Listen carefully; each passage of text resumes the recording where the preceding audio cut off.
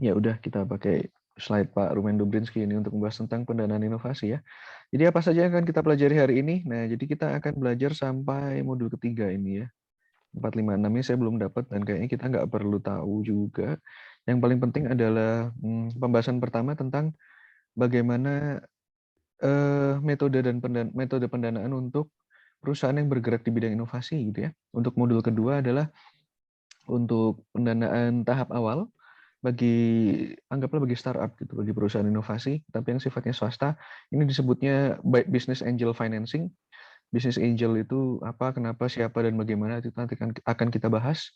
Kemudian nanti tahap ketiga adalah untuk sama juga di tahap awal private pendanaan swasta ya untuk perusahaan inovasi atau startup yang ini bentuknya bentuknya venture capital financing atau dana apa pendanaan venture itu apa ya? Venture capital kita biasanya sebutnya VC seperti itu. Jadi ada business angel, ada venture capital itu dua jenis pendanaan utama yang akan kita bahas di kuliah hari ini. Nah, kenapa kenapa pendanaan atau keuangan itu adalah penting sekali bagi inovasi? Gambaran besarnya itu, jadi inovasi itu kan kita sudah bahas ya. Jadi kita bahas bahwa inovasi itu memperkenalkan layanan atau produk baru kepada pasar, atau kita memperkenalkan suatu bisnis model yang baru yang bisa meningkatkan nilai dari produk existing atau layanan yang ada sekarang gitu. Salah satu yang paling rame mungkin sekarang ivermectin ya, sudah dengar Anissa?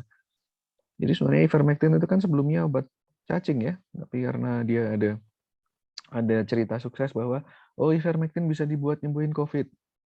Ya akhirnya mereka membuat bisnis model baru di mana ivermectin ini sebagai sebagai obat COVID gitu ya. Meskipun memang apakah beneran obat COVID atau tidak itu masih perlu diperiksa lagi. Tapi karena pasar sudah mulai mengenali ivermectin sebagai obat COVID, maka perusahaan produsennya pun harus menyesuaikan bisnis modelnya untuk ivermectin ini.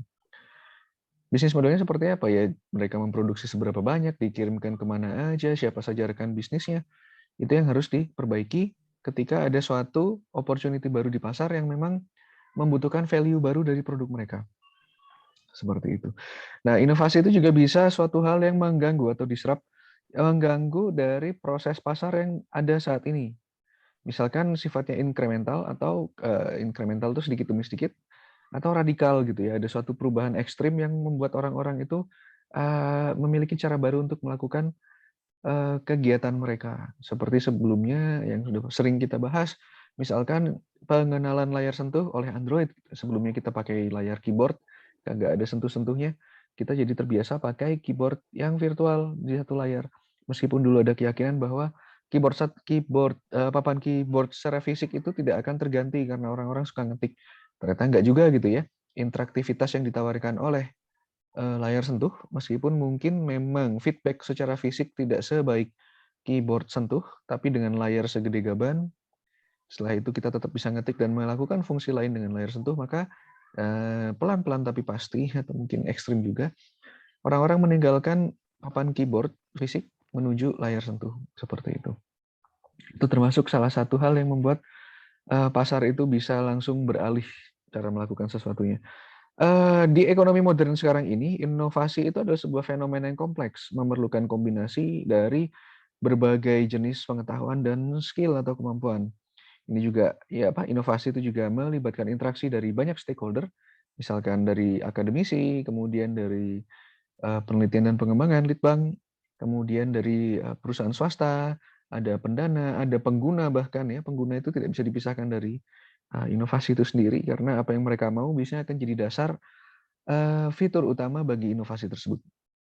Karena itu, inovasi pada dasarnya adalah suatu proses yang memiliki outcome atau hasil yang sangat tidak pasti. Maksudnya tidak pasti gimana ya? Bisa sukses, bisa enggak. Bisa kita duluan, bisa keduluan gitu. Itu yang repot gitu. Kalau kita duluan inovasinya, gagal kita tidak sukses di inovasi itu dan harus ganti strategi. Karena kalau enggak bisa rugi bandar kita sudah inovasi tapi hasil inovasinya enggak kepakai. Meskipun memang tidak bisa dihindari. Dalam beberapa kasus inovasi bukan berarti jelek ketika dia tidak terpakai, akan tetapi ya memang banyak faktor yang mempengaruhinya tadi. Faktor dan aktor gitu ya. Baik itu pemerintah, penggunanya, masyarakat dan yang lain-lain. Salah satu contohnya adalah Nikola Tesla ya. Nikola Tesla Dia salah seorang yang mengusulkan bahwa listrik di rumah-rumah itu harusnya DC aja, bukan AC gitu. Ya meskipun idenya bagus, tapi ya karena memang dia kalah dukungan, kalah dukungan dari mana-mana ya, dari pengguna, dari pemerintah waktu itu, pemerintah Amerika. Akhirnya Edison lah yang menang dengan AC, arus AC-nya seperti itu.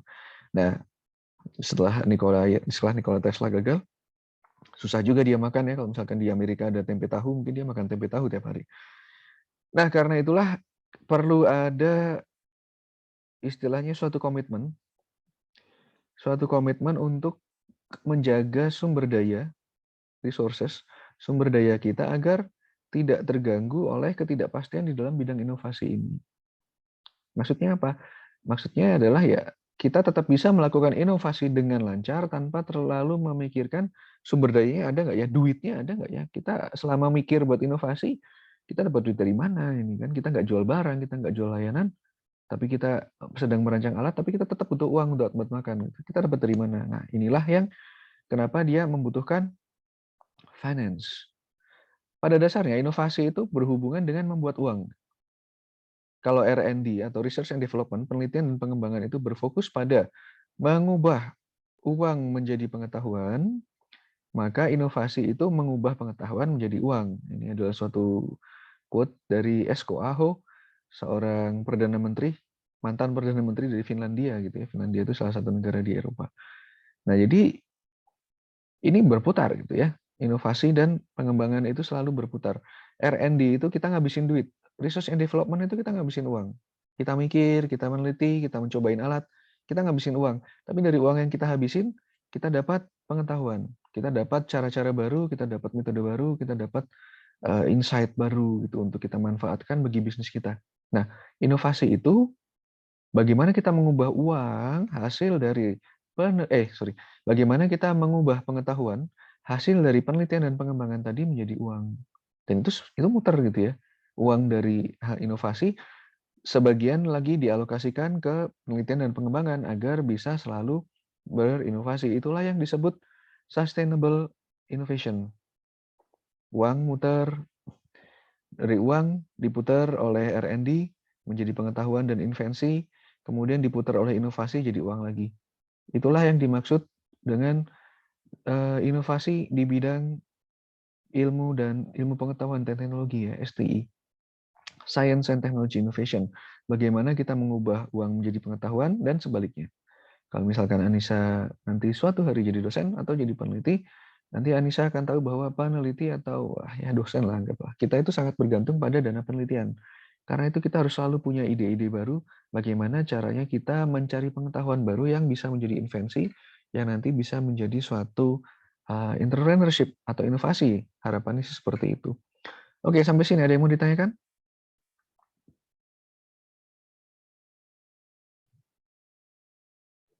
Tidak ada, Pak. Baik, kalau gitu saya lanjutkan. Nah, bagaimana inovasi ini terhubung ke keuangan, ke finance atau ke pendanaan? Nah, jadi begini, kinerja dari inovasi serta aliran uang itu sangat-sangat berhubungan dan terkorelasi gitu ya. Kalau misalkan kita sudah tahu lah ya, semua butuh uang gitu, termasuk untuk inovasi. Dengan dukungan yang baik secara keuangan, maka inovasi pada semua tingkatan itu bisa berjalan dengan baik. Nah, coba kita lihat gambarannya bagaimana pada makro level ini ada bla bla bla bla bla bla bla, saya pas. Wah, ini ya. Jadi ini adalah cara mengukur bagaimana kinerja dari inovasi di Eropa. Wah, ini kita bisa lihat dari hal-hal yang mendukung adanya inovasi, mulai dari sumber daya manusianya siapa saja yang melakukan inovasinya, kemudian sistem research-nya yang bagus, ada penelitian bersama, ada universitas, kemudian ada penelitian dari doktorat seperti itu, publikasi, sistem publikasi yang mendukung, dan ini keuangan gitu ya. Keuangan itu dibutuhkan juga terutama untuk pengeluaran penelitian dan pengembangan di sektor swasta dan juga investasi oleh ya pemodal. Siapa yang mau ngebayarin ini? Kalau nggak ada yang ngebayarin, nggak akan jalan inovasinya. Nah, kemudian setelah itu inovasi ini sampai di tingkat kegiatan dari perusahaan, dia butuh investasi untuk perusahaan itu sendiri gitu ya, sehingga dia bisa mengeluarkan penelitian untuk bisnisnya juga. Nah, kalau misalkan kita lihat di akhirnya, jadi di sini juga dibutuhkan eh, investasi atau dukungan keuangan juga untuk melakukan kegiatan, baik itu untuk melakukan marketing, kemudian melakukan penjualan, seperti itu, bagaimana agar produknya bisa diserap oleh pasar. Itu semua membutuhkan uang seperti itu. Nah, ini saya pas, ini saya pas, ini saya pas, ini saya pas. Ini ada di Indonesia nggak? Saya yakin nggak ada. Ini kayaknya untuk Eropa saja nih. Nggak juga sih. Ada USA. Ini adalah untuk Global Innovation Index ya. Tahun 2014 kita bisa melihat negara yang paling inovatif itu Switzerland. Ada Swiss, entah kenapa. Kemudian ada Inggris, ada Swedia, ada Finlandia nomor 4. Belanda di nomor 5. Mereka memang punya banyak inovasi gitu ya untuk memudahkan kehidupan mereka sehari-hari.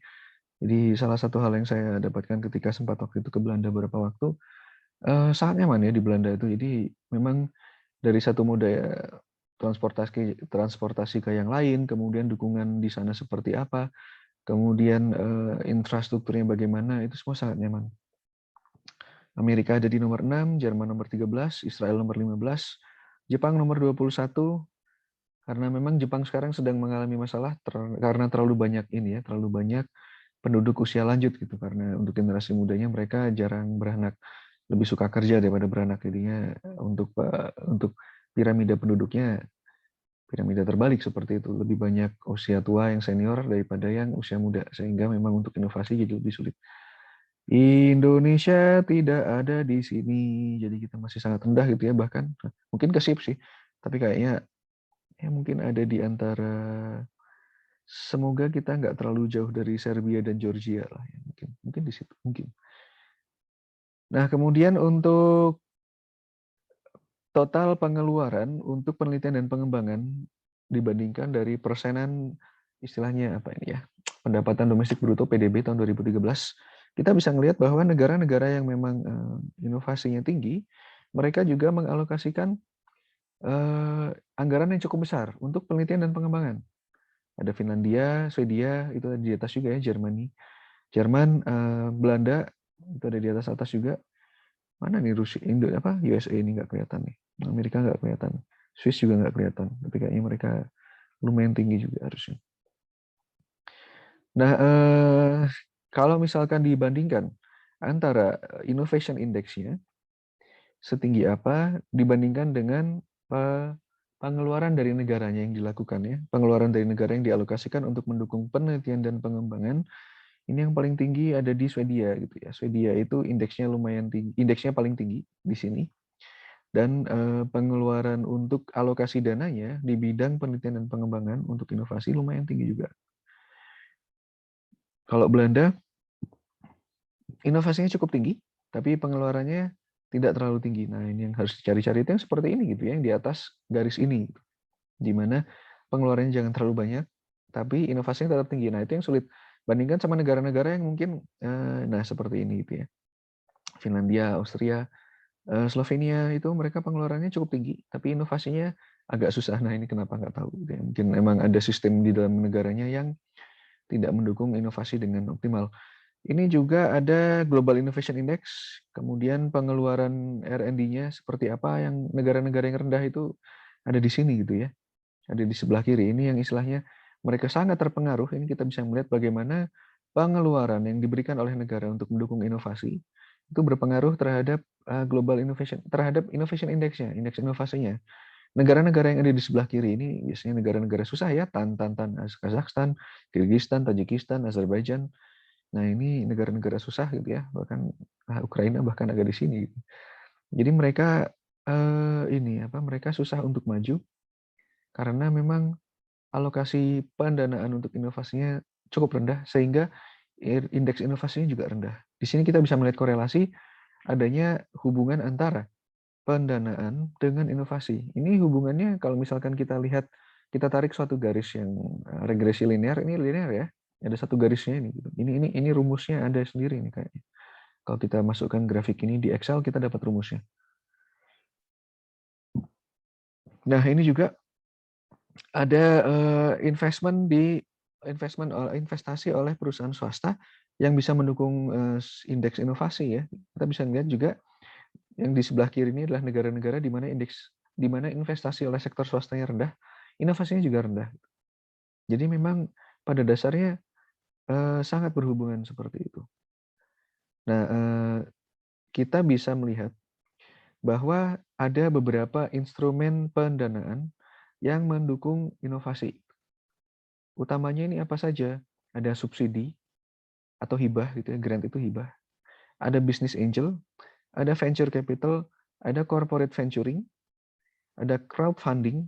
Mungkin Anissa dengar ada Kita Bisa, ada mungkin Kickstarter. Anissa pernah dengar crowdfunding?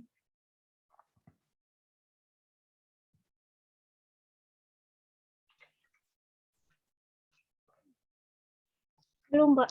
Belum ya? Coba nanti cari kitabisa.com deh. Itu salah satu contoh situs crowdfunding yang paling ramai di Indonesia. Itu banyak sekali yang pakai.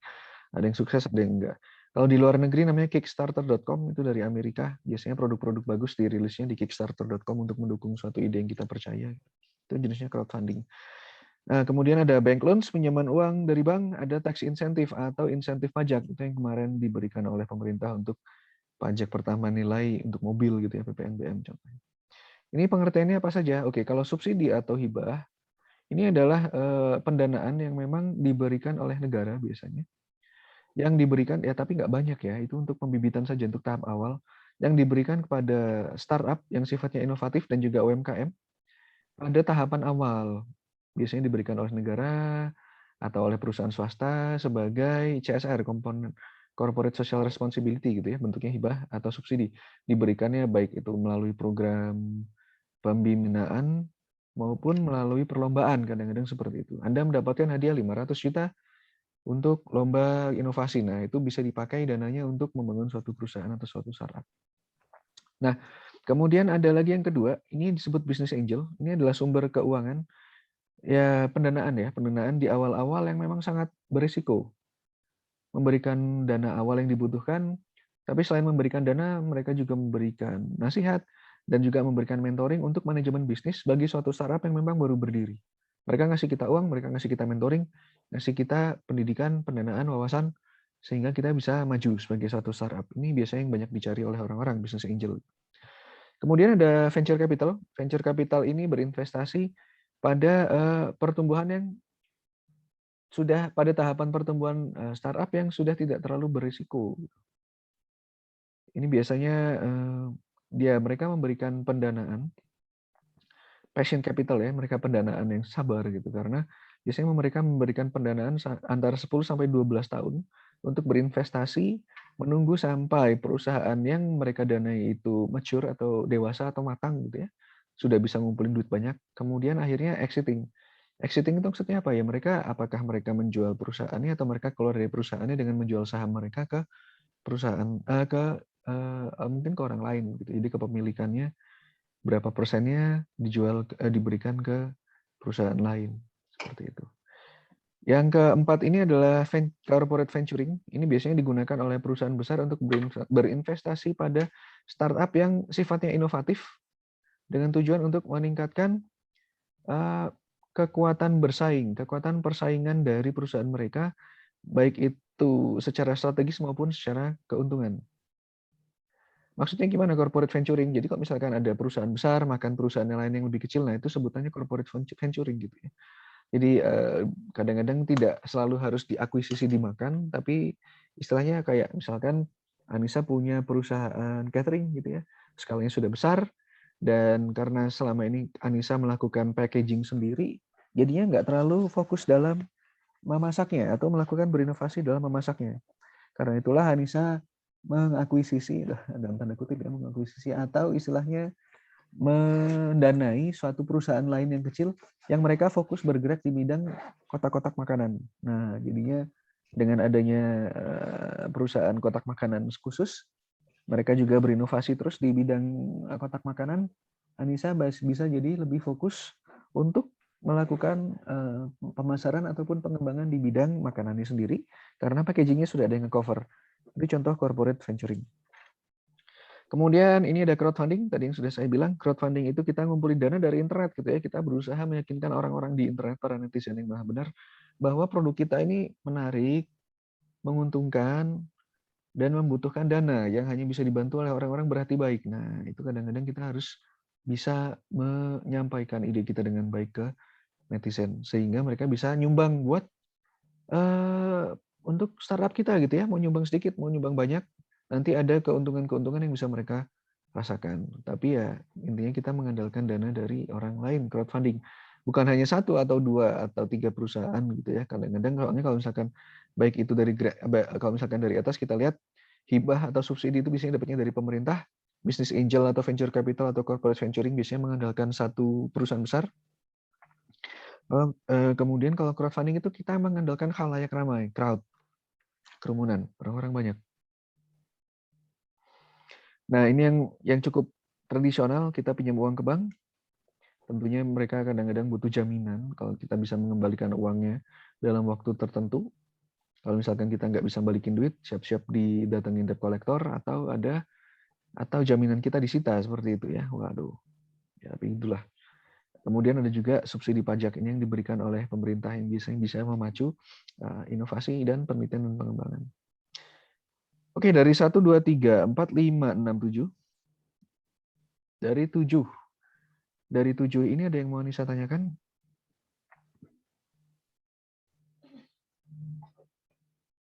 Ini Pak, kalau misalkan ada perusahaan, dia ada satu perusahaan terus dia kayak mensponsori seseorang gitu untuk penelitian. Okay. Dalam rangka apa biasanya dia itu kayak apa sebutannya?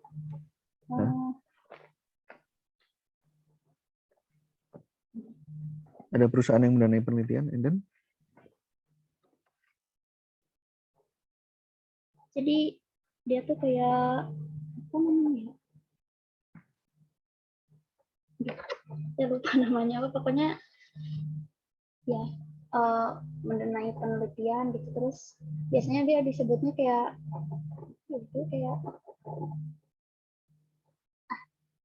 lupa namanya. Kayak apa?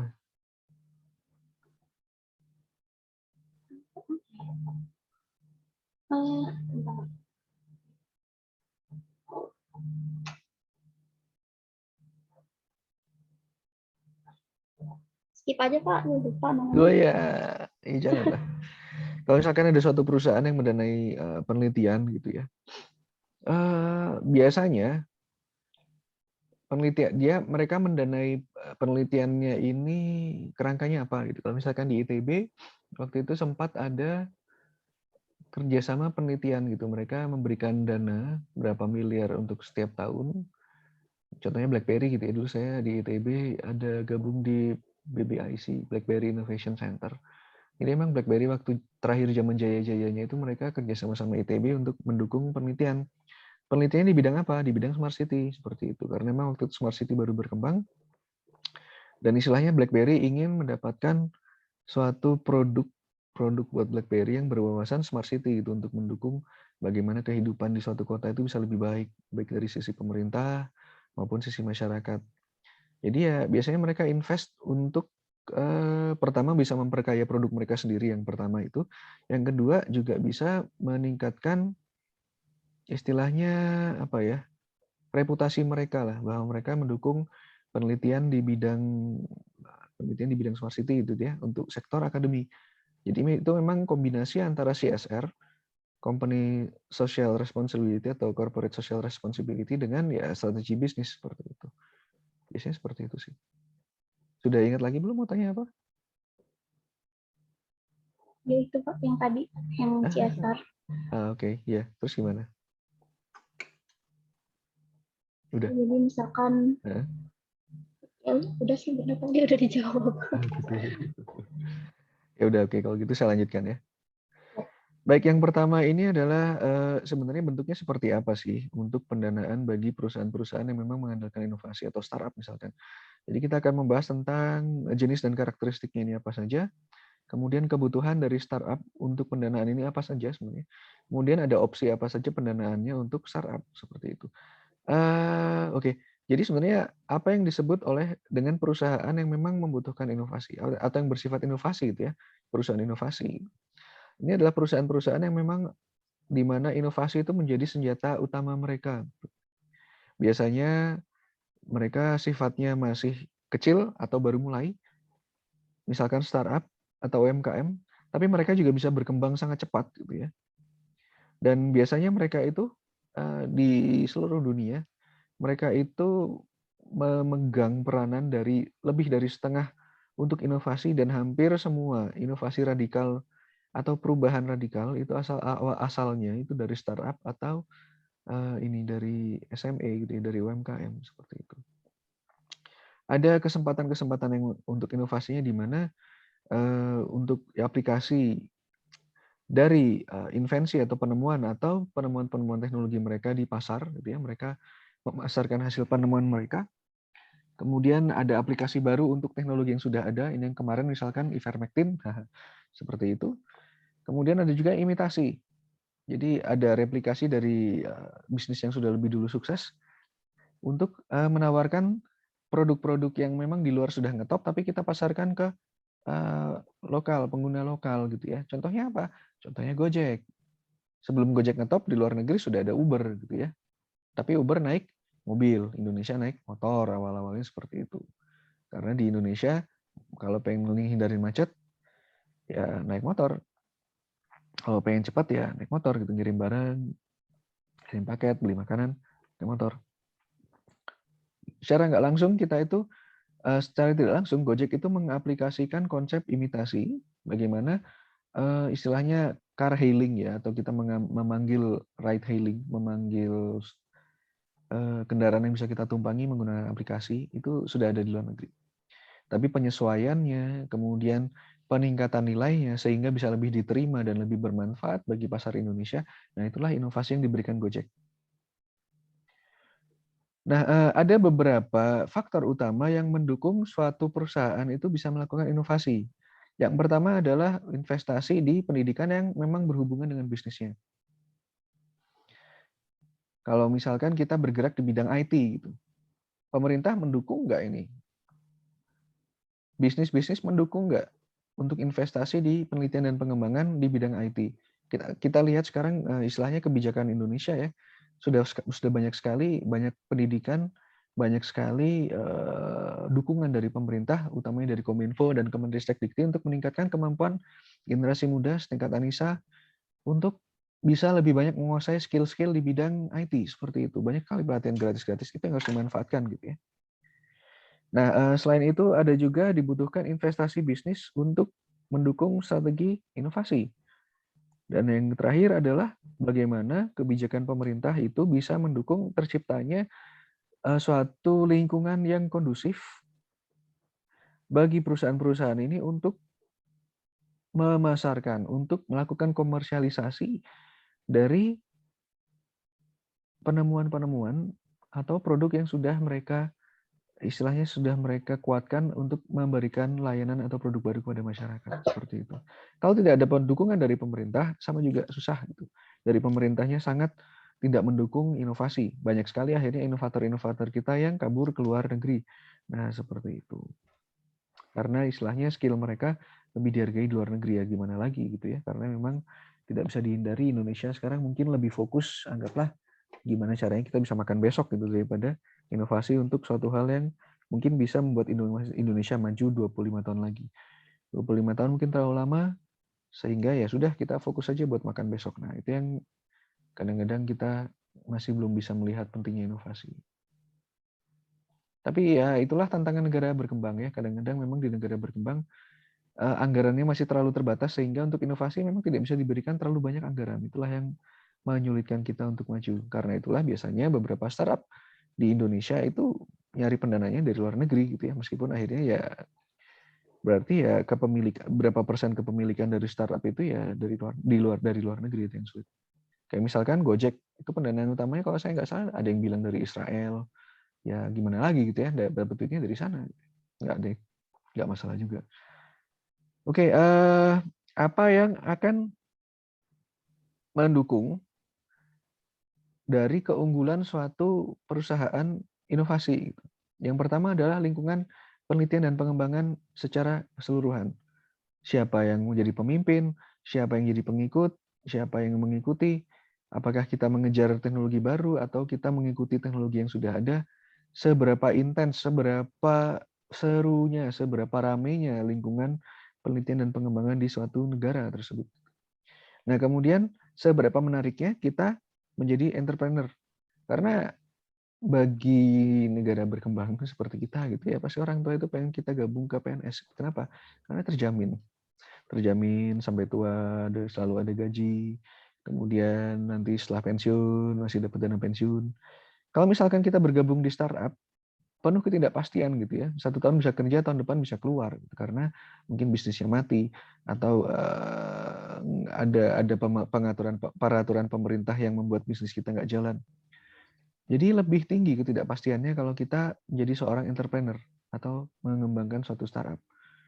Yang kadang-kadang membuatnya jadi tidak menarik gitu ya. Jadi karena itulah memang di Indonesia ini orang-orang yang berjiwa startup itu perlu dipupuk, perlu dibina. Sehingga mereka punya keberanian untuk mengembangkan bisnis mereka sendiri. Itulah yang perlu selalu dilakukan dan diperhatikan oleh pemerintah. Nah, kemudian tentunya adalah bagaimana UMKM maupun startup itu bisa berkembang di awal-awal. Itu yang paling sulit ya. Di awal-awal itu biasanya duit itu masih susah. Karena pasar yang baru tahu produk kita baru sedikit. Yang tahu produk kita baru sedikit. Kemudian kita masih harus banyak mengalokasikan dana untuk penelitian dan pengembangan. Itu yang kadang-kadang membuat tahap-tahap awal bagi UMKM maupun startup itu sangat susah. Nah, apakah lingkungannya menguntungkan? Apakah ada dukungan dari pemerintah? Mudah atau enggak kita dapat pendanaan? Ya, faktor-faktor itulah yang menentukan apakah inovasi di suatu negara itu bisa berkembang dengan pesat. Nah, bagaimana suatu perusahaan inovasi ini bisa berkembang? Biasanya dia diawali oleh baik itu seseorang perorangan maupun kelompok yang memiliki suatu ide yang bagus gitu ya. Kemudian setelah kita tahu bahwa oh ini ide bagus nih, kita eksplorasi dulu. Mungkin tidak kita lakukan secara teknologi. Kita ada pasarnya nggak? Ini mau kita jual kemana? Kemudian menguntungkan atau tidak? Kita butuh dana berapa buat ngembangin? Butuh waktu berapa lama? Kemudian nanti kita dapat pemasukan berapa? Kalau bisa sih mancing pakai ikan teri dapat ikan hiu gitu ya. Jangan sampai makin pakai ikan hiu dapatnya ikan teri. Wah itu berarti gagal itu investasinya. Nah kemudian kalau misalkan sudah dieksplor dan semuanya memberikan nilai positif gitu ya, baik dari kemungkinan teknologinya, ada potensi pasarnya, kemudian ada dukungan ekonominya, atau istilahnya memungkinkan atau tidak secara ekonomi, barulah produk itu dikembangkan. Setelah produk selesai dikembangkan, maka operasional berjalan. Kita jual produk, kita pastikan produknya berjalan lancar, kita pasarkan ke istilahnya target pasar kita yang sudah kita targetkan, dan setelah kita mulai dapat pasar, kita kembangkan. Kita perluas lingkup pasar kita perkuat organisasi kita juga. Lingkup bisnisnya kita tambahkan sehingga kita bisa bertumbuh. Apa maksudnya bertumbuh? Bertumbuh itu bisa dipandang dari beberapa faktor. Yang pertama dari jumlah pekerja. Yang kedua dari jumlah keuntungan per tahun. Yang ketiga dari jumlah putaran uang. Nah, hal-hal seperti itu yang bisa menunjukkan pertumbuhan perusahaan kita. Seperti itu. Sampai sini ada yang mau ditanyakan, Sa?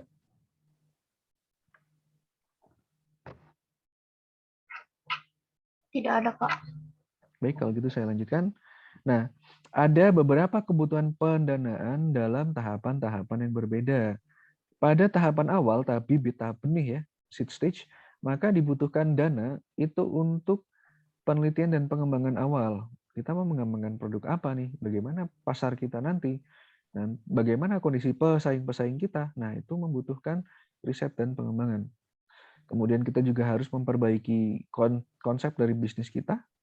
Kemudian kita juga melakukan analisis terhadap kemungkinannya, analisis kelayakannya, layak atau tidak bisnis kita untuk jalan.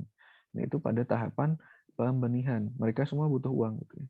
Ketika kita sudah jadi startup, kita baru mendirikan perusahaan, baru berdiri, maka butuh dana untuk mengembangkan prototipe. Kemudian untuk melakukan riset pasar, untuk memperluas cakupan pasar, serta membangun organisasi formal di mana perusahaan kita bisa berjalan dengan baik secara operasional. Itu disebut startup. Kemudian tahapan ketiga adalah tahapan awal early growth atau tahap pertumbuhan awal, di mana komersialisasi dalam skala kecil sudah dilakukan dan membutuhkan platform untuk memperbesar atau memperluas layanan skalabilitas. Kalau misalkan tahapan pertumbuhan awal sudah dilewati, maka selanjutnya sampai expansion. Expansion di tahap expansion inilah di mana seolah-olah suatu startup itu bisa meledak dan menjangkau secara luas, secara substansi ya, secara di pasar maupun secara jumlah produk yang dijualnya itu menjadi melesat, meningkat dengan pesat seperti itu. Ada yang mau ditanyakan mungkin dari 4 tahapan ini?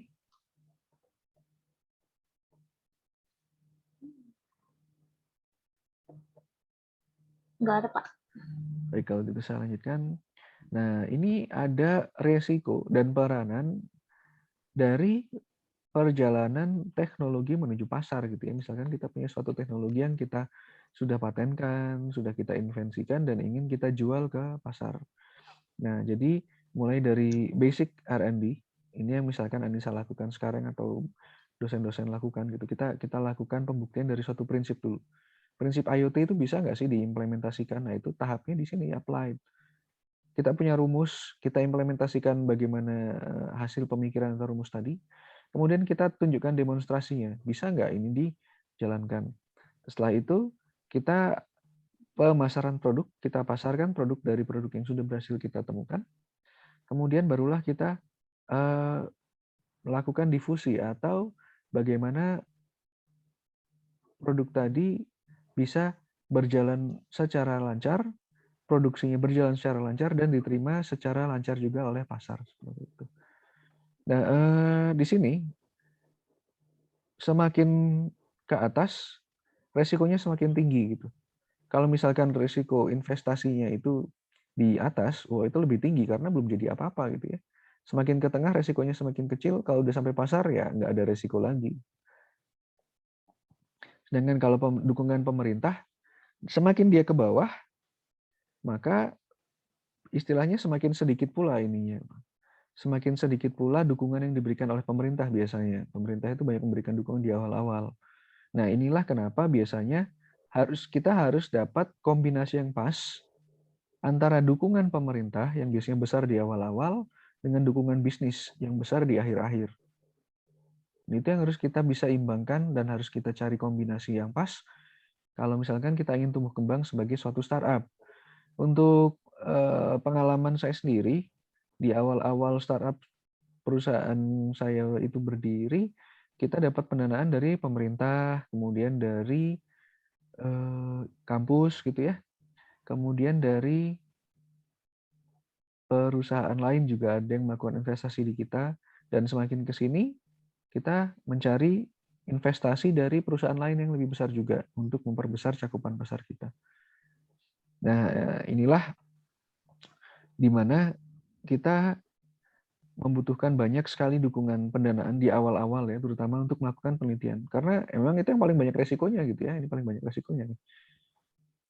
Untuk biasanya, untuk penelitian dasar, kemudian invensi, penemuan yang baru, itu biasanya sangat didukung oleh pemerintah dalam bentuk hibah, kemudian dukungan inovasi atau potongan pajak. Nah, ini awal-awal itu biasanya dilakukan di lingkungan akademika gitu ya, akademisi, itu sangat didukung oleh pemerintah dan itu memang sangat dibutuhkan. Resikonya lebih tinggi. Kenapa ya? Karena di awal-awal itu belum tentu produk hasil penelitian kita itu bisa kita pasarkan. Berarti uangnya hilang gitu kan ya. Berarti nggak jadi apa-apa dan itu umum, itu sering terjadi. Nah, ketika hasil penelitian itu sudah kita implementasikan, kemudian kita patenkan, kita urus perizinannya, kemudian kita buat prototipenya, ini yang harus kita cari kombinasi. Baik itu dukungan pemerintah maupun dukungan swasta. Bisa menggunakan ada skema-skema tertentu, ekuitas, kemudian ada istilahnya pembiayaan bisnis atau inkubasi ya, inkubasi bisnis itu biasanya kombinasi antara dukungan pemerintah dan juga swasta. Nah, biasanya untuk suatu penelitian atau kelompok peneliti yang ingin mempopulerkan atau memasarkan produknya, biasanya pada tahapan yang tengah itu yang warna oranye, mereka bergabung pada suatu inkubator bisnis untuk mendapatkan dukungan, untuk memperluas pasar mereka dan belajar hal-hal penting tentang bisnis yang memang perlu didalami. Kalau sudah sampai tahap industrialisasi, disinilah biasanya dukungan swasta itu yang paling banyak gitu ya. Jadi ini bentuknya venture capital maupun IPO. IPO itu berarti kita buka saham, kita buka pasar saham. Seperti yang mungkin akan dilakukan Bukalapak ataupun Tokopedia dalam waktu dekat. Seperti itu. Oke, sampai sini. Dari apa yang sudah saya sampaikan, ada yang mau ditanyakan?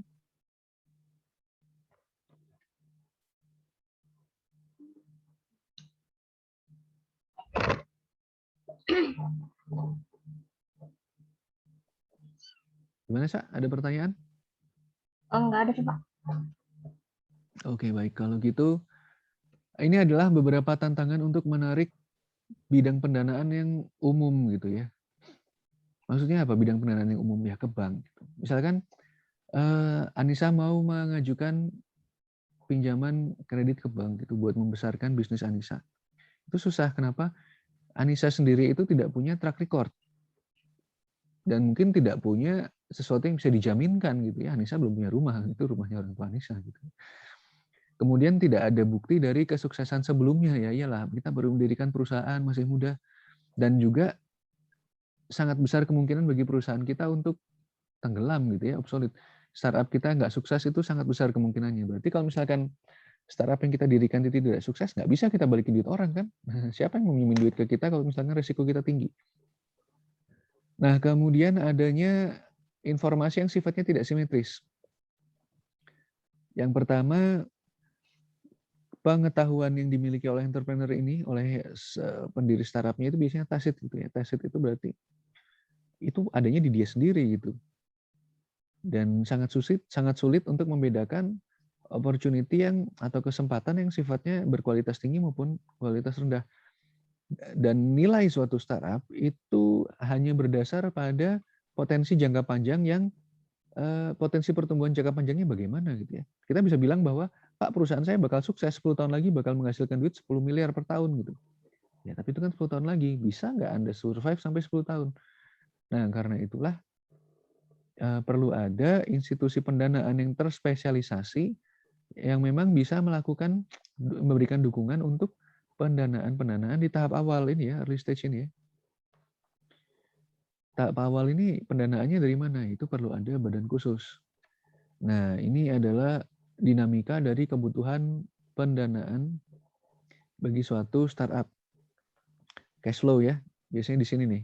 Ini masih negatif ini artinya cash flow-nya nih. Biasanya mulai dari dia punya ide, dia bikin perusahaan, sampai awal-awal tahap pertumbuhan awal, itu cash flow itu masih negatif. Ini ada valley of death di sini. Kenapa valley of death? Banyak sekali ide-ide inovasi itu yang berhenti gitu ya di sini sebelum jadi startup. Biasanya agar suatu startup itu bisa berjalan, mereka butuh dukungan ini nih, business angel. Business angel itu berarti ya orang yang memberikan dana awal gitu sampai dia bisa mencapai tahap pertumbuhan awal. Nih, aku kasih kamu duit 1 miliar, bikin perusahaan ya. Sukses ya, ntar kalau udah sukses balikin duitnya. Tapi kalau nggak sukses ya udah nggak apa-apa. Itulah kenapa mereka disebut malaikat gitu ya. Baik sekali, ini saya dikasih duit. Ya, itu yang biasanya diandalkan oleh startup. Sampai mereka tahap early growth. Kalau udah sampai early growth, biasanya kita mencari pendanaan yang bentuknya lain, venture capital funds. Ada perusahaan-perusahaan luar negeri yang ingin memberikan dukungan kepada startup-startup negara berkembang, nah itu yang kita cari. Kalau misalkan kita sudah berani untuk melakukan ekspansi, ya sumber dananya beda lagi. Kita bisa minjem uang ke bank, atau kita bisa buka pasar saham ya. Kita bisa masuk pasar saham seperti itu. Itu masuk di tahapan ekspansi. Grafik ini sangat menarik ya. Ada yang mau ditanyakan nggak kira-kira dari grafik ini bisa?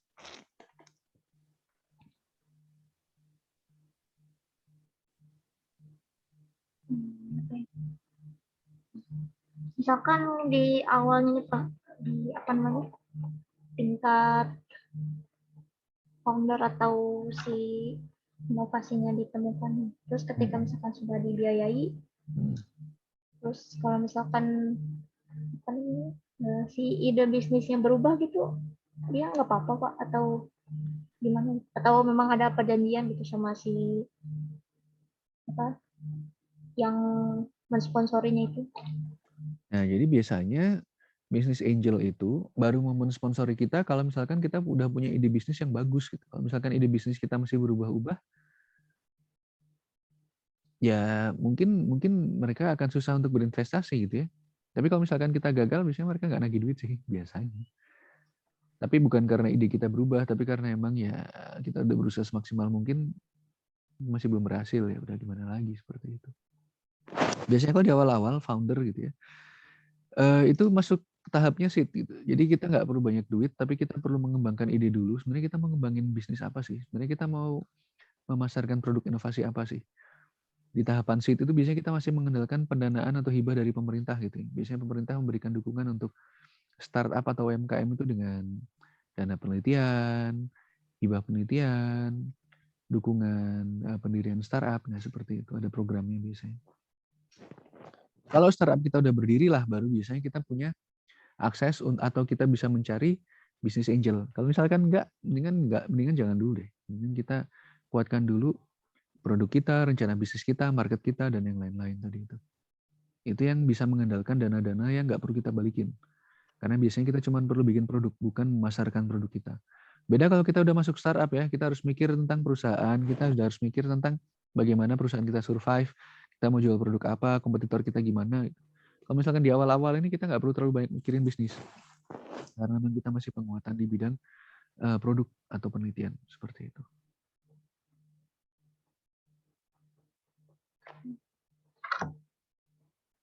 Oke, ada pertanyaan lagi? Ini Pak, kalau misalkan ide bisnis kita teh kayak udah mainstream gitu, tapi ya istilahnya kayak tadi yang Gojek itu jadi cuma imitasi gitu. Nah itu apakah si bisnis angels itu akan tetap percaya gitu sama perusahaan kita, atau mereka teh akan menimbang-nimbang kayak wah ini idenya udah mainstream gitu, terus solusinya misalkan nggak konkret atau gimana? Karena bisnis angel itu juga berhak untuk memberikan masukan atau mentoring ke perusahaan kita ya. Pasti mereka juga memberikan memberikan insight atau wawasan mereka yang dari pengalaman mereka, memberikan mentoring ke banyak bisnis di dunia. Biasanya bisnis angel itu biasanya mereka emang sering ngasih dana cuma-cuma, tapi mereka juga ngasih mentoring gitu. Kayak misalkan Bill Gates gitu kan, atau Zuckerberg. Biasanya mereka juga selain ngasih dana, mereka juga ngasih arahan, ngasih wawasan gitu. Kalau misalkan bisnis kita imitasi, tetap kita harus punya value. Tetap kita harus punya nilai yang membedakan bisnis kita dari apa yang sudah ada sebelumnya. Kalau misalkan Uber, waktu itu di Indonesia belum banyak. Atau mungkin belum ada gitu ya. Dan di Indonesia banyaknya ojek atau motor gitu. Dan itu yang sudah ada biasanya para tukang ojeknya. Dan itulah yang dimanfaatkan oleh Gojek gitu. Jadi untuk personalisasinya atau untuk kustomisasi sesuai dengan kebutuhan lokalnya, Gojek bagus. Tapi kalau misalkan kita mau bikin saingannya Gojek, kita akan susah masuk pasar. Kenapa? Karena pemain ojek online di Indonesia udah mature gitu ya, udah stagnan gitu. Udah terlalu banyak orang jadi ojek online dan semuanya udah mulai susah cari duit. Kecuali kita punya strategi baru ya, di mana kita memastikan bahwa baik itu pengguna layanan ojek maupun tukang ojeknya bisa lebih untung daripada pengguna layanan ojek maupun tukang ojeknya Gojek atau Grab, ya susah kita buat berkembang, susah kita buat maju. Apa value yang kita tawarkan yang bisa membedakan atau memberikan nilai tambah bagi pengguna meskipun kita imitasi dari inovasi yang sudah ada sebelumnya. Sama kayak Windows itu, Microsoft Windows. Yang membatalkan kemarin siapa? Steve Jobs. Yang bikin terkenal siapa? Bill Gates. Imitasinya Bill Gates lebih bagus, lebih gampang diterima, dan istilahnya lebih banyak digunakan jadinya. Meskipun memang yang punya konsep awal adalah Steve Jobs, seperti itu.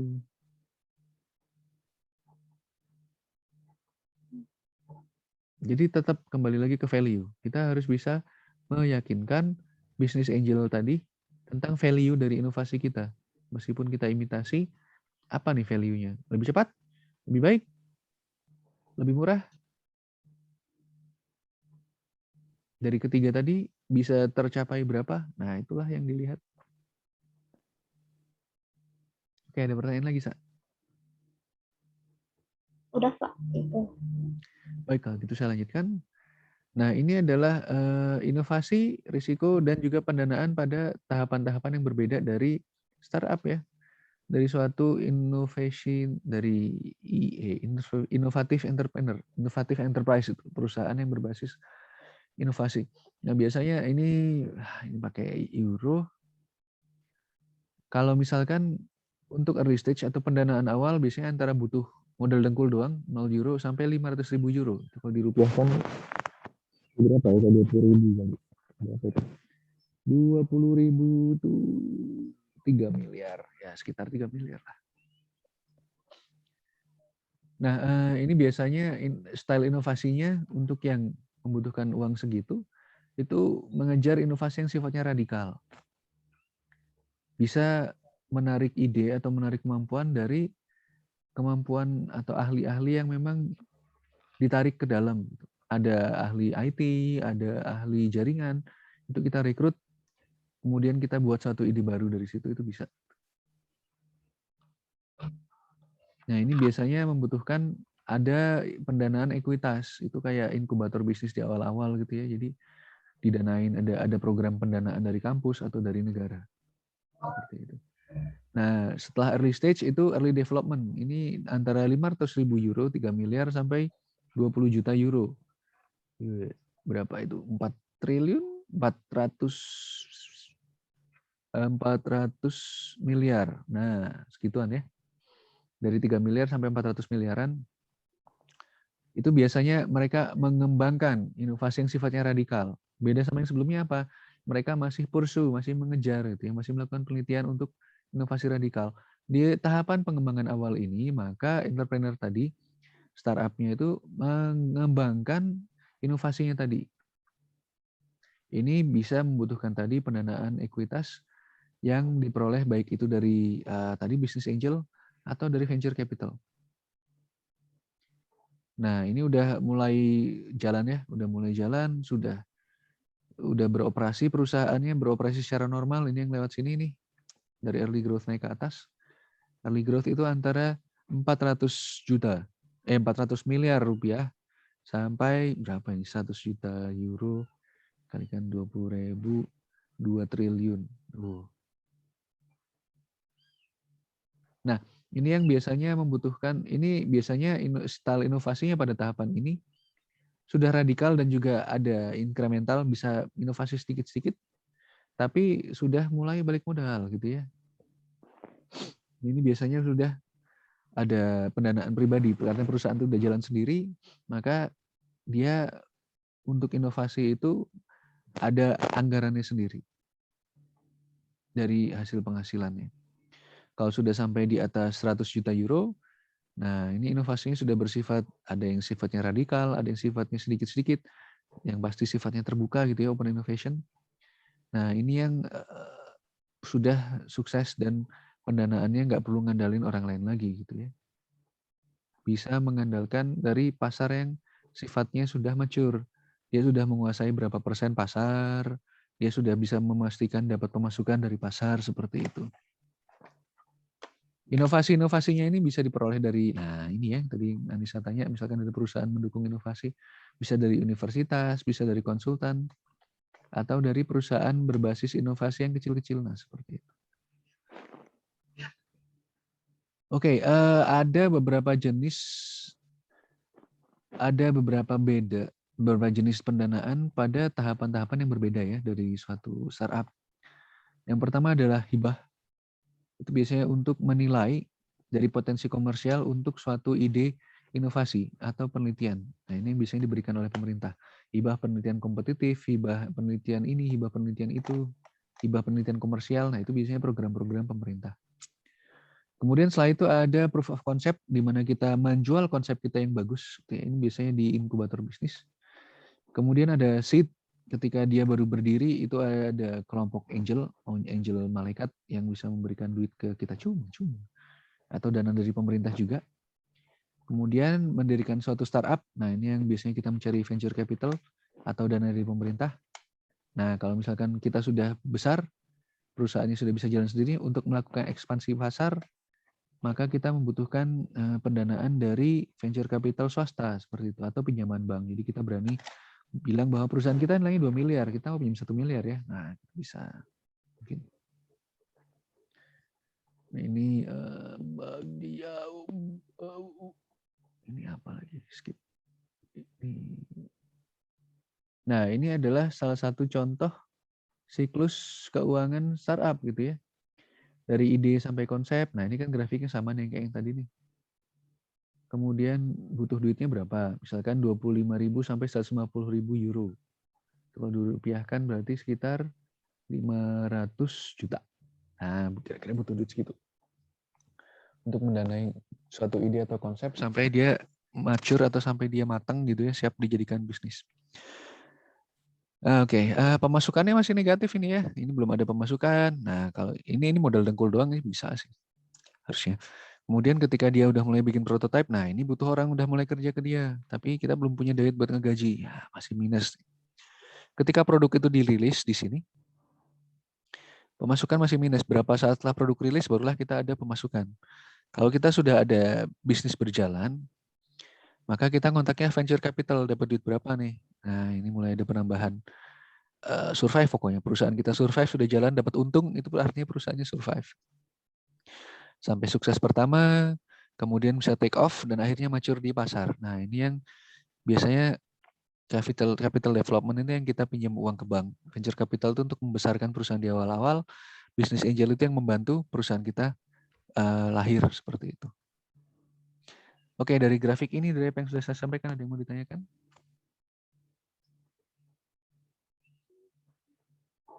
Tidak ada, Pak. Oke, baik. Nah, ini adalah yang tahapan awal ya.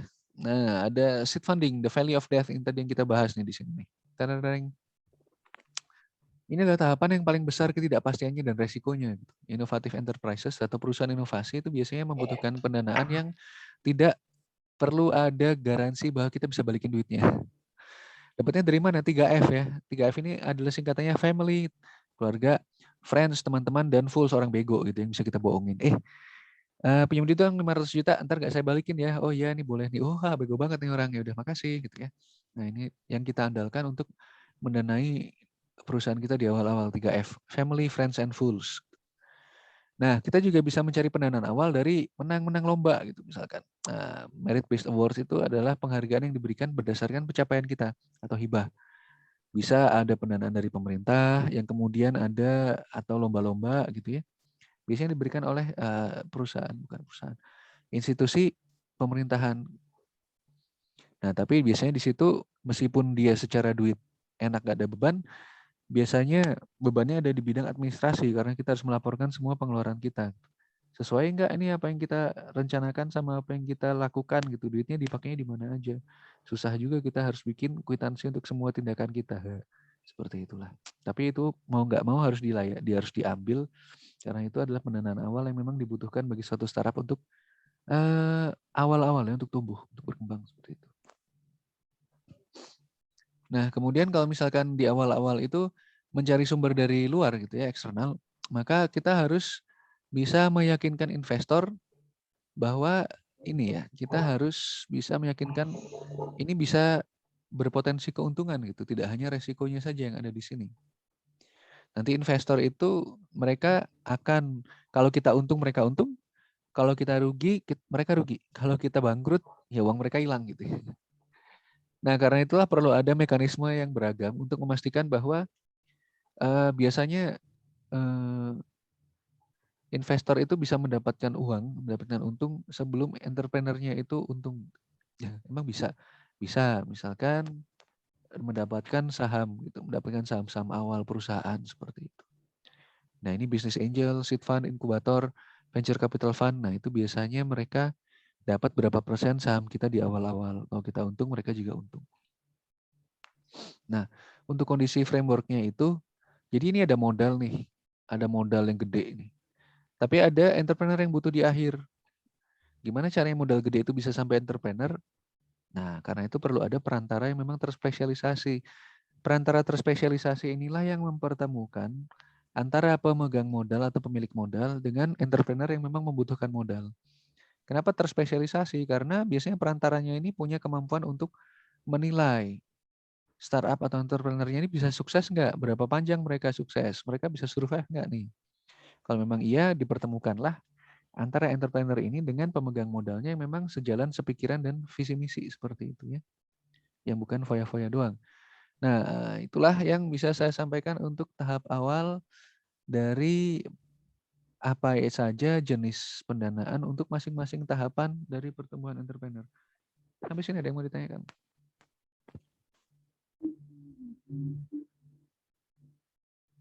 Tidak ada, Pak. Tidak ada, karena slide-nya panjang juga. Maka coba saya lihat ya. Private. Nah, ini kalau misalkan kita business angel. Sebenarnya business angel ini apa? Kemudian apa peranan business angel dan bagaimana mereka bekerja? Kemudian ada jaringan business angel di Eropa. Nah, itu mungkin nanti kita skip. Kita perlu tahu lah. Nah, ini tadi kita udah bahas ya. Ada Valley of Death. Biasanya business angel itu dibutuhkannya di awal-awal, di mana ketika belum ada pemasukan bagi suatu startup, maka startup itu tetap butuh dana gitu. Butuh dana dari siapa? Dari business angel. Untuk sumber dana awal atau seed capital. Modal awal dapatnya dari business angel atau tadi ya teman, keluarga, dan orang bego. Nah, oke. Ini anggota dari 3F. Family, Friends, and Fools. Orang-orang sekitar kita yang bisa kita mintain dana buat dana awal perusahaan kita. Nah, biasanya sumber dana terbesar kita dapat dari keluarga dekat gitu ya. Bapak, ibu, adik, saudara, kakak, tante, om.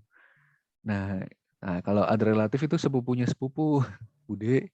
Nah, itu adanya di sini gitu. Tapi biasanya dana terdekat itu dana orang tua itu ya. Pinjam uang dulu Pak, Bu, mertua, pinjam uang dulu. Itu close family member atau anggota keluarga dekat. Nah, tapi yang terbanyak juga adalah dari teman dan juga tetangga ternyata ya. Tetangga-tetangga yang udah kita kenal dari dulu, Pak, Bu, saya mau bikin bisnis, pinjam uang dong, seperti itu. Kalau nggak ke teman gitu, teman main gitu ya, cari-cari teman-teman yang bisa dibohongin. Waktu itu kamu pernah utang ke saya, nggak boleh ya, nggak barokah bohongin orang. Tapi intinya kita bisa pinjam uang ke teman. Saya mau bikin bisnis nih, mau invest nggak? Nah, kayak gitu cara ngomongnya. Bisnis apa? Nah, ini nih proposalnya. Gitu. Meskipun sama teman sendiri, kita tetap harus bisa meyakinkan teman kita ya. Jangan cuma karena teman lalu pinjam duit doang gitu. Ini proposalnya dalam 10 tahun baliknya 1000%. Wah gitu ya. Aduh.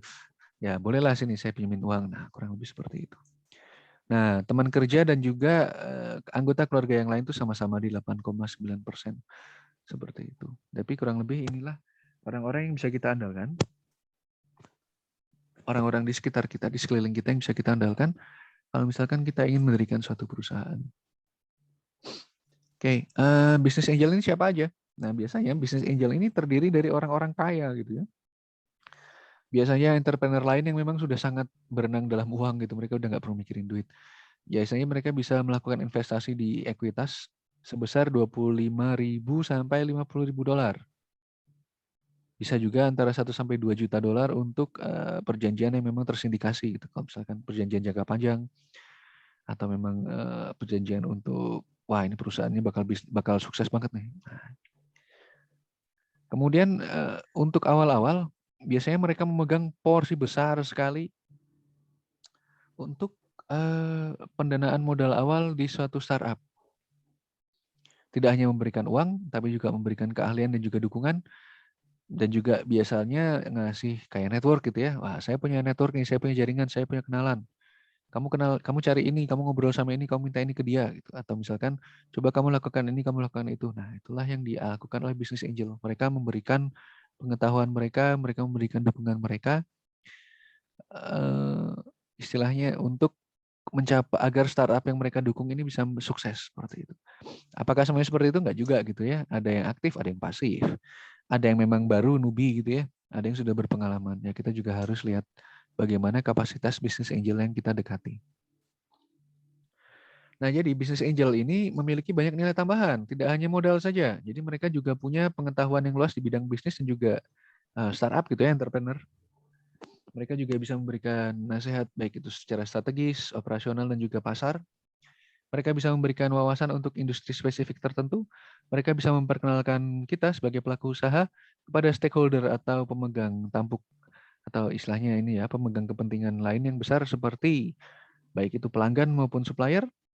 Dan mereka juga bisa memberikan dukungan moral. Kamu pasti bisa, kamu pasti bisa. Dulu saya pernah gini, saya sukses, kamu pasti bisa. Nah, tentunya kalau misalkan kita punya business angel, reputasi mereka kita bisa manfaatkan juga untuk mendukung kita untuk membuat ini ya, memenangkan peluang-peluang bisnis tertentu gitu. Saya didukung si Pak ini, atau saya didukung perusahaan ini. Oh iya ya pasti sukses ini. Saya dukung lah. Bolehlah ini. Jadi nama besar dari bisnis angel itu juga bisa kita manfaatkan seperti itu. Itulah yang harus kita selalu periksa, bisnis angelnya kayak apa nih yang mau kita deketin.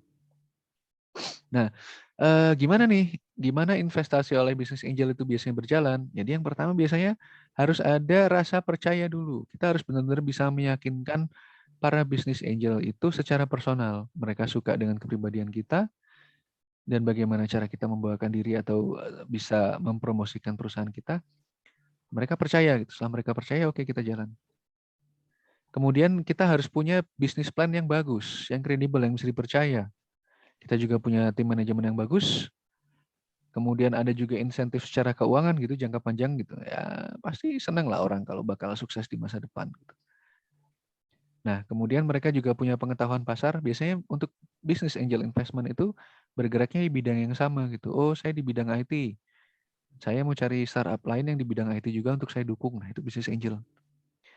Kemudian mereka juga bisa exit atau mereka bisa meninggalkan perusahaannya kalau perlu gitu ya. Mereka antara bisnis angel ini dapat saham atau bisnis angel ini dapat paten. Nah, itu tergantung. Itu harus diatur dengan perjanjian bisnis. Dan mereka harus bisa untung. Nah, kita harus pastiin nih, Bapak kalau invest di saya, bisa balik modal, Pak, bisa untung. Nah, itu return on investment-nya harus bisa kita pastikan. Seperti itu. Nah, how much they matter? Seberapa pentingkah keberadaan bisnis angel ini bagi suatu bisnis? Nah, ini untuk contohnya di Amerika Serikat ya. Untuk early stage, biasanya bisnis angel itu lebih banyak. Lebih banyak di awal. Kecuali kalau misalkan later stage ketika perusahaan itu sudah sukses, venture capital yang lebih banyak. Kalau untuk perusahaan itu masih awal-awal berdiri, sampai $20 USD. Bisnis angel itu berani invest tinggi untuk perusahaan yang masih berdiri di awal-awal. Kalau udah sampai sukses, mereka udah nggak butuh dukungan ini lagi lah, sudah nggak butuh dukungan angel lagi. Karena memang dananya terbatas gitu ya untuk bisnis angel ini. Jadi mereka agak gambling sebenarnya. Mereka investasi di suatu potensi bisnis angel seperti itu.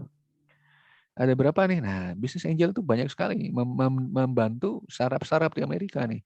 Sampai 57 ribuan lah, 58 ribu perusahaan di Amerika Serikat itu dibantu oleh bisnis angel.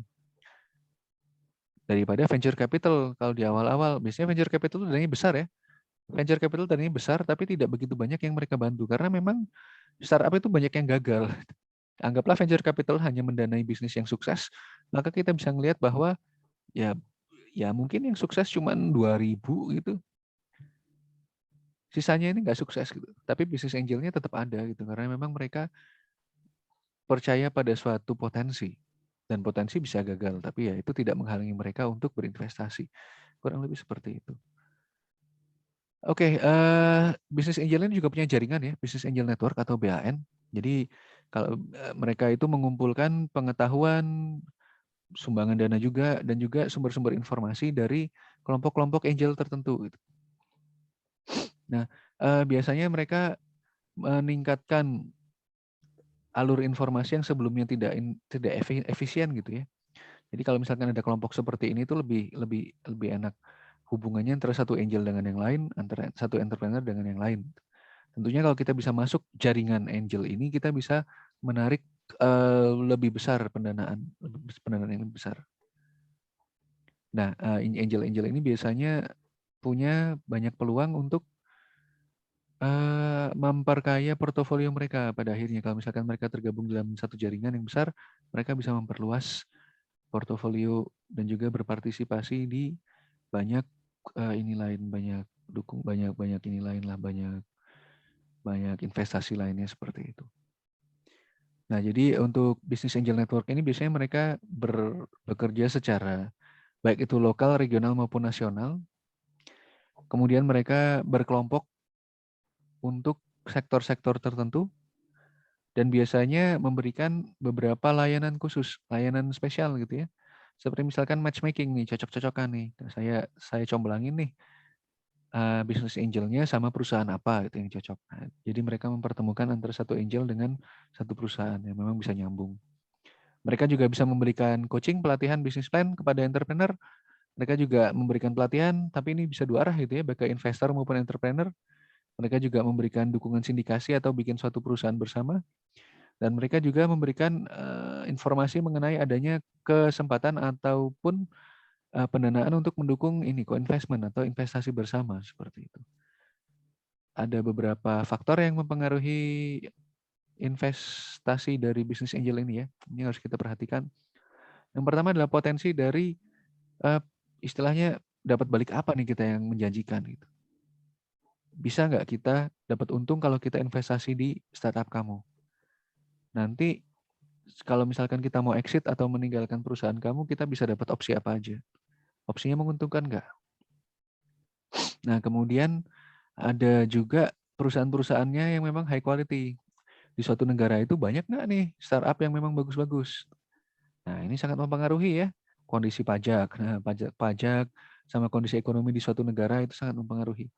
Dan yang lain yang meskipun tidak kalah pentingnya ini adalah kondisi pasar saham. Pasar sahamnya bagus nggak nih? Tumbuhnya lagi positif nggak? Kalau tumbuhnya lagi negatif, wah aduh susah kita mau investasi gitu ya. Banyak nih. Oke. Sebelum kita mulai masuk ke jumlah BA network di Eropa yang mungkin akan saya skip, saya ingin tanya dulu Kak Nisa, ada yang mau ditanyakan atau enggak untuk Mrs. Angel? Tidak ada, Pak. Cukup jelas? Iya. Oke, untuk tugas hari ini dicatat ya. Tolong cari bisnis angel di Indonesia. Contoh perusahaan yang didukung bisnis angel apa saja. Kemudian bagaimana cara mengontak mereka. 3 itu. Nanti saya buatkan tasknya di LMS. Tolong dikerjakan. Oke, ini saya skip, ini saya skip, ini saya skip, ini saya skip, ini saya skip.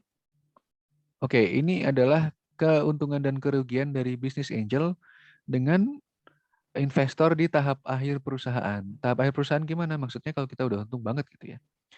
Oke, keuntungannya kalau kita bisa mengontak bisnis angel, kita bisa dapat sumber dana yang besar untuk awal-awal terutama seperti itu. Kemudian kita bisa dapatkan leverage effect atau efek istilahnya pengungkit kita ya, bikin kita lebih gampang untuk mendapatkan investor lain. Pak, saya sudah didukung sama perusahaan ini loh. Oh iya perusahaannya itu ya, ya udah kalau gitu saya ikut investasi. Nah itu yang mau kita cari. Nah kemudian bisnis angel itu maulah ngasih pinjaman atau ngasih pendanaan yang jumlahnya kecil. Kemudian kriteria investasinya nggak terlalu repot gitu ya, nggak rese orang-orangnya. Oh Anda punya ide bagus, oh bisnis plannya bagus, oh Anda dari universitas bagus, oh produk Anda kayaknya bakal bagus, oke saya invest kayak gitu. Analisisnya lebih oportunistik ya, kayaknya lebih oh ini berpeluang nih, kayaknya bakal bagus nih. Jadi nggak terlalu formal gitu, nggak dihitung duit-duitnya berapa, dihitung cash flow-nya berapa, bakal balik modal dalam berapa tahun, kemudian analisis keuangannya harus bagus, itu semua nggak ada. Kalau bisnis angel tuh biasanya lebih santai. Ekspektasi return on investment-nya juga lebih rendah gitu ya, jadi mereka nggak terlalu mengharapkan untung besar. Kemudian untuk mendapatkan pendanaan dari bisnis angel tuh biasanya nggak terlalu besar juga fee atau tarifnya gitu ya, ada ongkosnya gitu kan. Nah, perusahaan masih baru berdiri Pak, tolong jangan dimintain uang banyak-banyak Pak. Jadi kita nggak terlalu banyak dimintain dana ketika kita ingin mendapatkan pendanaan gitu. Kadang-kadang memang ada soalnya fee gitu ya. Nah kemudian bisnis angel juga memberikan pengetahuan mereka dan juga nasihat dan juga kontak mereka. Kemudian istilahnya mereka lebih santai itu, lebih sabar itu dalam memberikan uang kita. Nah, mereka nggak buru-buru untuk meninggalkan perusahaan kita untuk dapatkan untung.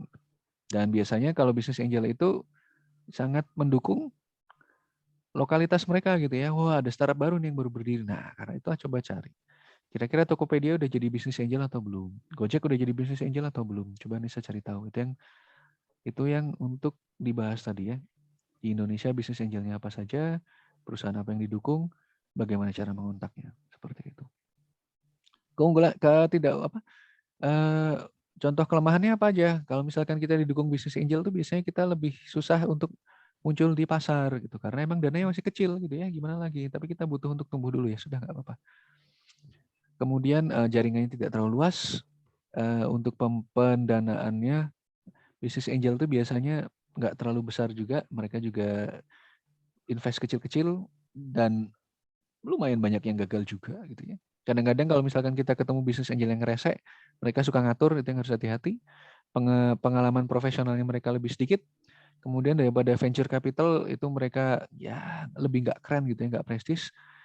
May have hidden motive. Nah ini hati-hati ya. Mungkin mereka punya agenda rahasia gitu. Diam-diam mereka ingin membeli perusahaan kita atau diam-diam mereka ingin menghancurkan perusahaan kita gitu ya, karena memang mereka ditugaskan, misalkan tugaskan intelijen Amerika. Waduh, cateringnya Anissa ini bisa memajukan Indonesia nih, harus dihancurkan di awal-awal. Nah, itu kita harus hati-hati. Karena itu mereka juga bisa mengganggu bisnis kita di akhir-akhir. Nah, ini yang harus kita hati-hati kan. Oke, dari sini ada yang mau Anissa tanyakan nggak? Udah ada, Pak. Oke, kalau gitu saya lanjutkan. Ini adalah bagian terakhir. Ini adalah untuk private, untuk late stage ya, financing of AI. Early stage apa ya? Anggaplah early stage lah. Karena di awal-awal, oh ya late stage itu biasanya pendanaan pribadi. Kalau early stage itu kita bisa juga mencari pendanaan dari venture capital. Venture capital ini apa? Nah, akan kita bahas gimana pendanaan VC venture capital ini, kemudian siklus investasinya venture capital seperti apa, dan nanti kita akan bahas sedikit tentang crowdfunding. Oke, jadi venture capital ini melakukan fungsi perantara. Mereka intermediary gitu ya. Intermediary itu perantara. Jadi mereka menghubungkan apa? Yang mereka hubungkan adalah dana dari investor yang sifatnya institusional untuk perusahaan yang memang berpotensi tinggi. Jadi ada perusahaan-perusahaan investasi di luar negeri. Biasanya mereka cari perusahaan prospektif di luar negeri yang kayaknya bisa memberikan keuntungan nih. Nah, venture capital itu yang istilahnya memberikan informasi itu. Nah, jadi venture capital ini memberikan keahlian investasi yang terspesialisasi. Jadi mereka biasanya spesifik. Ada visi yang khusus di IT, ada visi yang khusus di tambang, ada visi yang khusus di bisnis makanan, mungkin seperti itu. Jadi mereka bisa mengidentifikasikan investasi potensial, kemudian mereka bisa memonitor atau memberikan pendanaan secara bertahap. Kemudian mereka juga sama seperti angel investor tadi, mereka bisa memberikan nilai dari mereka bisa memberikan nilai tambahan dalam bentuk wawasan dan juga petunjuk. Seperti itu. Nah, kalau visi venture capital ini sangat bergantung kepada aliran dana yang mulus yang lancar dari investor ya, dari perusahaan investasi di luar negeri tadi yang memang bersama untungnya. Jadi kalau misalkan perusahaan mereka berinvestasi nggak untung, macet juga, mereka nggak maju, karena itu biasanya mereka sudah mencari perusahaan yang lebih mature, yang lebih matang, yang lebih berprospek seperti itu. Nah, fungsi utama dari venture capital ini ada beberapa. Yang pertama adalah untuk memberikan pemodalan atau equity capital, modal ekuitas yang dikelola secara profesional kepada perusahaan yang menjanjikan. Kalau saya nggak salah, mungkin kayaknya Gojek sama Tokopedia ini sudah didukung venture capital. Nah, kemudian mereka berharap mereka rata-rata bisa melakukan exit atau meninggalkan perusahaan dalam 5-7 tahun gitu ya.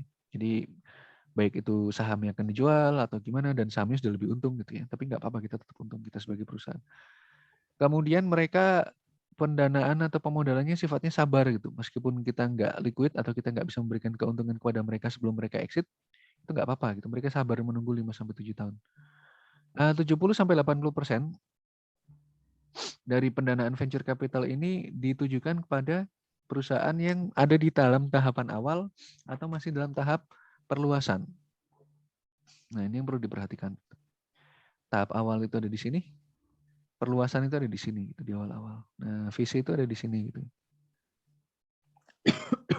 Baik untuk early stage maupun untuk mature stage.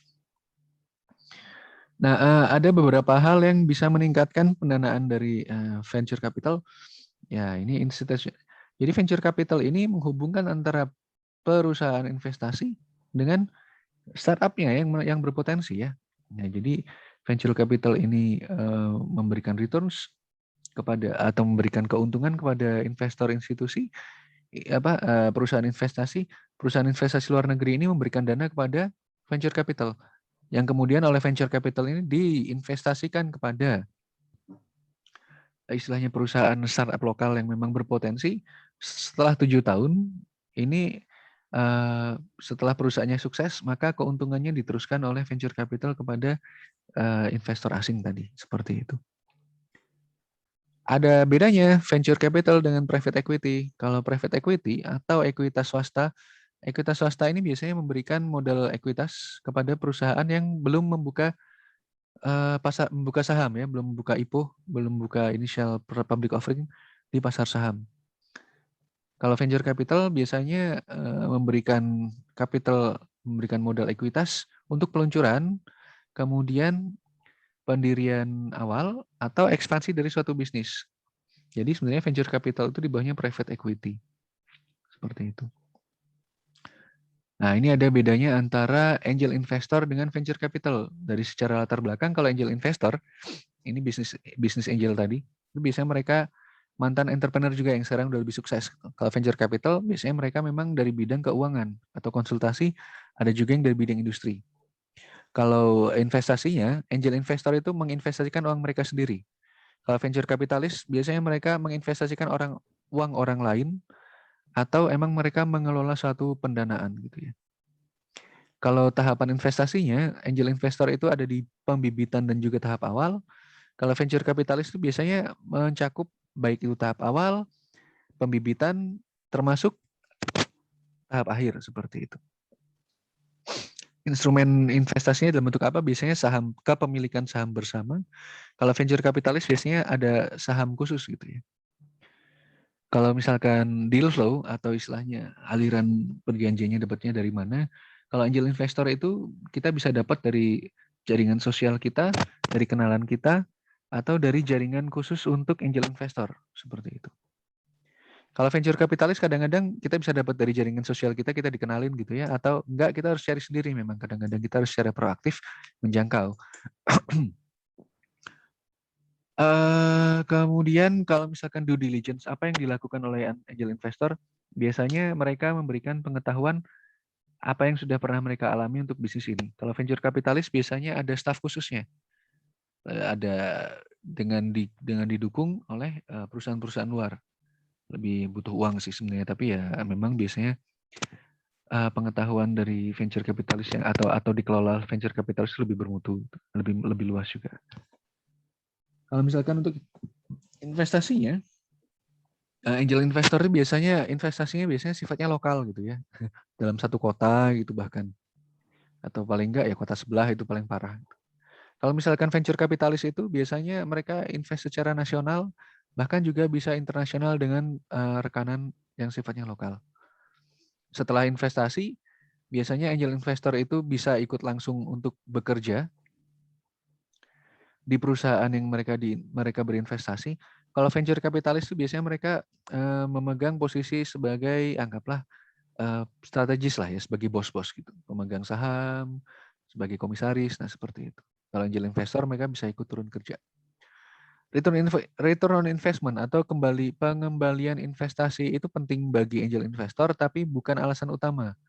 Angel investor itu biasanya mereka percaya, mereka ingin mendukung, mereka melihat potensi. Kalau venture capitalis itu sangat melihat untung. Harus ada untungnya dari saham yang sudah mereka investasikan. Oke, dari sini perbedaan antara angel investor dengan venture capitalis ada yang mau ditanyakan?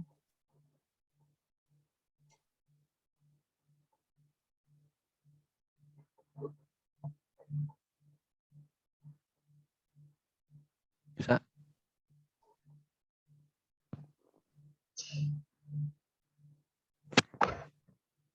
Ada yang mau ditanyakan? Ada, Pak. Nggak ada. Nah, ini sebentar saya cek. Selanjutnya akan saya lanjutkan minggu depan, saya rasa. Waktunya juga udah jam 8:30. Kita akan lanjutkan minggu depan. Untuk tugasnya, jadi untuk kerjakan yang untuk angel investornya dulu. Setelah ini akan saya buatkan di LMS. Tolong diingat minggu depan kita lanjut mulai slide 65 gini ya. Selain dari apa yang akan saya sampaikan materinya minggu depan. Nah, oke. Ada yang mau ditanyakan sebelum saya akhiri kuliah hari ini? Tidak ada, Pak. Baik, kalau gitu kita ketemu lagi minggu depan. Terima kasih. Tugasnya tolong dikerjakan. Saya akhiri kuliah hari ini. Semoga sehat selalu. Wassalamualaikum warahmatullahi wabarakatuh. Waalaikumsalam warahmatullahi wabarakatuh.